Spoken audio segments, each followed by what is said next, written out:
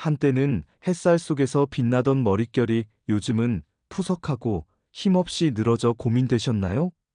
값비싼 관리가 아니더라도 의외의 생활 속 아이템 하나면 변화를 만들 수 있습니다. 단돈 1,000원짜리 바셀린으로 머릿결을 지키는 방법. 오늘 영상에서 확인해 보세요. 작은 변화가 거울 앞에서의 자신감을 되찾게 해줄지도 모릅니다. 1,000원짜리 바셀린, 머릿결을 바꾸다. 푸석하고 끊어지던 머릿결, 미용실 대신 집에서 해결할 수 있다면 믿으시겠나요? 단돈 1,000원짜리 바셀린이 머릿결 윤기를 되찾아준 놀라운 비밀, 지금 공개합니다. 안녕하세요. 저는 피부과 전문의 김영민입니다. 오늘 이 시간에는 여러분과 함께 아주 특별한 이야기를 나누고 싶습니다. 바로 우리 집 구석 어디엔가 하나쯤은 있을 작은 통, 바셀린에 관한 이야기입니다. 진료실에서 많은 분들을 만나다 보면 나이가 들면서 머리카락 때문에 고민하시는 분들이 정말 많습니다. 특히 50대 이후의 여성분들은 선생님, 예전 같지 않은 머릿결 때문에 거울 보기가 싫어졌어요. 라고 말씀하시죠. 오늘은 그런 분들을 위해 값비싼 치료나 복잡한 시술 없이도 집에서 간단하게 할 수 있는 방법을 알려드리려고 합니다. 의학적 근거와 함께 실제로 많은 분들이 경험한 변화의 이야기를 들려드릴게요. 잠깐, 혹시 지금 이 순간에도 거울을 보며 한숨을 쉬고 계신 분이 계신가요? 그렇다면 이 이야기가 여러분에게 작은 희망이 되길 바랍니다. 먼저 왜 나이가 들수록 머릿결이 변하는지부터 말씀드릴게요. 이걸 이해하시면 왜 바셀린이 도움이 되는지도 자연스럽게 알게 되실 거예요. 우리 머리카락은 케라틴이라는 단백질로 이루어져 있습니다. 젊을 때는 이 케라틴이 촘촘하고 건강하게 배열되어 있어서 윤기가 나고 부드럽죠. 하지만 시간이 지나면서 여러 가지 변화가 일어납니다. 첫째, 호르몬 변화입니다. 특히 여성의 경우 갱년기를 겪으면서 에스트로겐 분비가 줄어들어요. 에스트로겐은 머리카락을 건강하게 유지하는 데 중요한 역할을 하는데 이게 감소하면 모발이 얇아지고 건조해집니다. 둘째, 피지선의 활동 감소입니다. 나이가 들수록 두피의 피지선에서 나오는 천연 오일이 줄어들어요. 이 오일은 우리 머리카락에 자연스러운 보호막을 만들어주는데 이게 부족해지면 머리카락이 거칠어지고 윤기를 잃게 됩니다. 셋째, 모발의 큐티클층 손상입니다. 오랜 세월 동안 자외선, 드라이어 열, 화학적 처리 등에 노출되면서 머리카락 표면의 큐티클이 상하게 되죠. 큐티클이 손상되면 수분이 쉽게 빠져나가고 머리카락이 거칠고 푸석해집니다. 이런 변화들은 자연스러운 노화 과정의 일부입니다. 부끄러워할 일도 포기해야 할 일도 아니에요. 다만 올바른 방법으로 관리해준다면 충분히 개선할 수 있습니다. 진료실에서 한 60대 여성분이 말씀하셨어요. 선생님, 예전에는 머리만 감아도 윤기가 돌았는데 지금은 비싼 트리트먼트를 해도 다음 날이면 다시 푸석해져요. 이런 고민 여러분도 공감하시죠? 이제 바셀린 이야기를 해볼까요? 바셀린, 정식 명칭으로는 페트롤레이텀이라고 하는데요. 사실 이 물질은 의학계에서 정말 오래전부터 사용해온 안전하고 효과적인 보호제입니다. 바셀린의 가장 큰 특징은 교합성이에요. 쉽게 말해서 피부나 머리카락 표면에 얇은 보호막을 만들어서 수분이 빠져나가는 것을 막는다는 뜻입니다. 마치 랩을 씌우는 것처럼요. 머리카락에 바셀린을 바르면 어떤 일이 일어날까요? 첫 번째, 수분 보존 효과입니다. 손상된 큐티클 사이로 빠져나가려는 수분을 잡아두어서 머리카락이 촉촉함을 유지할 수 있게 해줍니다. 두 번째, 마찰 감소 효과입니다. 바셀린의 부드러운 질감이 머리카락 사이의 마찰을 줄여줘서 빗질할 때 끊어지는 것을 방지합니다. 세 번째, 윤기 효과입니다. 바셀린이 형성하는 얇은 막이 빛을 반사해서 자연스러운 윤기를 만들어줍니다. 그런데 선생님, 바셀린을 머리에 발라도 안전한가요? 이런 질문을 많이 받습니다. 네, 안전합니다. 바셀린은 화학적으로 매우 안정한 물질이어서 알레르기 반응을 일으킬 가능성이 극히 낮아요. 실제로 신생아용 제품에도 많이 사용되죠. 다만 모든 사람에게 똑같이 적용되는 건 아닙니다. 특히 지성 두피를 가진 분이나 모공이 쉽게 막히는 피부 타입의 경우에는 주의가 필요해요. 하지만 대부분의 경우 올바른 방법으로 사용한다면 문제 없습니다. 한 가지 더 말씀드리고 싶은 것은 바셀린이 만능은 아니라는 점입니다. 심각한 탈모나 두피 질환이 있다면 전문의와 상담을 받으시는 것이 우선이에요. 하지만 일반적인 노화로 인한 머릿결 변화라면 바셀린이 분명히 도움이 될 거예요. 그럼 이제 구체적으로 어떻게 사용해야 하는지 알려드릴게요. 제가 환자분들에게 권하는 방법입니다. 준비물은 순수 바셀린 첨가물이 없는 것이 좋습니다. 넓은 빗 플라스틱보다는 나무빗을 권합니다. 부드러운 타월. 1단계 양 조절이 핵심입니다. 가장 중요한 것은 적당한 양을 사용하는 것이에요. 많은 분들이 실패하는 이유가 바로 너무 많이 바르기 때문입니다. 손가락 끝에 쌀알 크기, 정말 작은 양만 덜어주세요. 이것만으로 충분할까?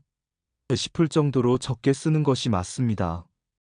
바셀린은 조금만 발라도 넓게 퍼지는 성질이 있거든요. 2단계 체온으로 녹이기. 차가운 바셀린을 그대로 머리에 바르면 고르게 발라지지 않아요. 두 손바닥 사이에서 비비듯이 문질러서 체온으로 살짝 녹여주세요. 그러면 크림처럼 부드러워집니다. 3단계 전략적으로 발라주기. 모든 머리에 다 바르는 것이 아니라 가장 상한 부분부터 발라주세요. 머리 끝부분, 가장 오래되고 상한 부분, 귀 뒤쪽과 목덜미 건조하기 쉬운 부분, 앞머리 끝 자주 만지고 스타일링하는 부분. 두피에는 절대 바르지 마세요. 모공을 막을 수 있고 기름져 보일 수 있습니다. 4단계 타이밍이 중요해요. 언제 바르느냐도 중요합니다. 제가 권하는 방법은 두 가지예요. 첫 번째, 밤에 바르고 주무시는 방법입니다. 잠들기 30분 전에 발라주시고 베개에 오래된 타월을 깔아주세요. 밤새 바셀린이 머리카락 깊숙이 스며들어서 효과가 좋습니다. 두 번째, 머리 감은 직후에 바르는 방법입니다.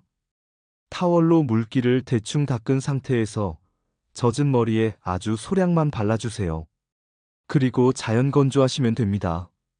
5단계 씻어내기. 다음날 아침에는 평소보다 조금 더 꼼꼼히 샴푸해주세요. 미지근한 물로 충분히 적시고 샴푸를 2번 정도 해주시면 깔끔하게 씻어집니다. 차가운 물로 마지막 헹구기를 하면 큐티클이 닫혀서 윤기가 더 좋아져요. 주의사항, 절대 매일 하지는 마세요. 일주일에 2-3번이 적당합니다. 너무 자주 하면 오히려 머리가 무거워 보일 수 있어요. 처음 시도하실 때는 주말을 이용해서 테스트해 보세요.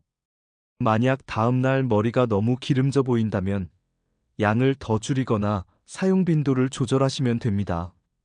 제가 이 방법을 환자분들께 알려드린 지 벌써 몇 년이 되었는데요.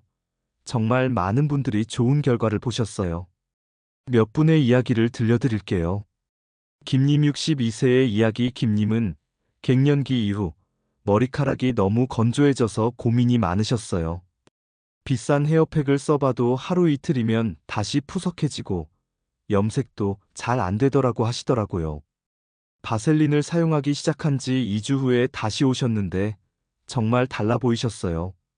선생님, 미용실에서 뭔가 다르다고 물어봤어요. 라며 환하게 웃으시더라고요. 특히 인상 깊었던 건 머릿결뿐만 아니라 표정도 밝아지셨다는 거예요. 자신감이 생기니까 자연스럽게 더 활발해지시고 외출도 즐거워하시더라고요. 박님 55세의 이야기. 박님은 처음에 반신반의하셨어요. 선생님, 정말 바셀린으로 될까요? 너무 기름지지 않을까요? 하지만 한 달 후에는 이제 바셀린 없으면 불안해요라고. 말씀하시더라고요. 특히 머리 끝이 갈라지는 게 많이 줄어들었고, 아침에 일어났을 때 머리 모양도 덜 망가진다고 하시더라고요. 변화의 단계별 과정 대부분의 분들이 경험하시는 변화 과정을 말씀드릴게요. 1-2주차 촉감의 변화를 느끼기 시작합니다. 빗질할 때 덜 걸리고 머리카락이 좀 더 부드럽게 느껴져요. 3-4주차 육안으로도 윤기가 보이기 시작합니다.